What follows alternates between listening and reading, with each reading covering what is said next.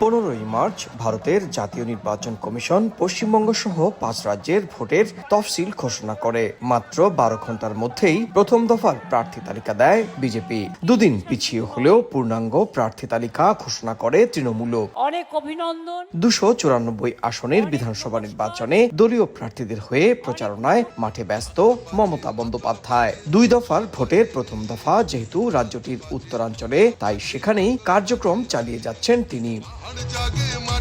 শনিবারও উত্তরবঙ্গে প্রচারে গিয়ে বিজেপিকে নিশানা করেন মমতা। অভিযোগ তোলেন বেছে বেছে একটি ধর্মের মানুষকে ভোটার তালিকা থেকে বাদ দেওয়া হয়েছে। এ সময় সভায় উপস্থিত তালিকা থেকে বাদ পড়া ভোটারদের সংখ্যা জানতে চাইলে প্রায় 90% মানুষই হাত তোলেন। এখানে যারা উপস্থিত আছে কার কার নাম কেটেছে একটু হাত তুলবেন। তাহলে ভোট দেবে কে? বিজেপি ভ্যানিশ ওয়াশিং মেশিন, সব ভোটাধিকার কেড়ে নেবেন মানুষের। তৃণমূল বিজেপির মতো জোর না থাকলেও নির্দিষ্ট কিছু আসনে প্রচার চালাচ্ছেন বাম ও কংগ্রেস প্রার্থীরাও। কংগ্রেস নেতা অধীর চৌধুরী ছাড়াও মাঠ চষে বেড়াচ্ছেন বাম প্রার্থী মীনাক্ষী মুখোপাধ্যায়ও। শনিবারও ভোটার তালিকা থেকে বাদ পড়াদের বিভিন্ন এলাকায় বিক্ষোভ করতে দেখা গেছে। আমরা প্রথম থেকে বলেছি যে একজন যোগ্য ভোটারের নাম বাদ দিয়ে ভোট করা যাবে না।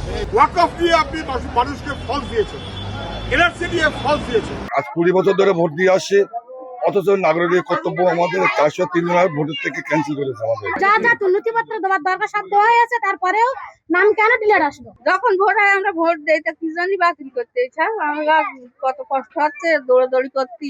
রোববার কোচবিহারের রাসমেলা মাঠ থেকে আনুষ্ঠানিকভাবে দলীয় প্রার্থীদের প্রচারণা শুরু করবে বিজেপিও। এদিন প্রধানমন্ত্রী নরেন্দ্র মোদী উত্তরবঙ্গের কোচবিহার ও আলিপুরদুয়ারের 13 প্রার্থীর হয়ে প্রচার করবেন। পশ্চিমবঙ্গের বিধানসভা নির্বাচনের প্রথম দফায় 23 এপ্রিল রাজ্যটির উত্তরের 152টি আসনে ভোট হবে, আর দ্বিতীয় দফায় দক্ষিণের 142টি আসনে ভোট গ্রহণ হবে। প্রায় সব দলই নিজ প্রার্থী দিয়ে নির্বাচনে প্রতিদ্বন্দ্বিতা করছে।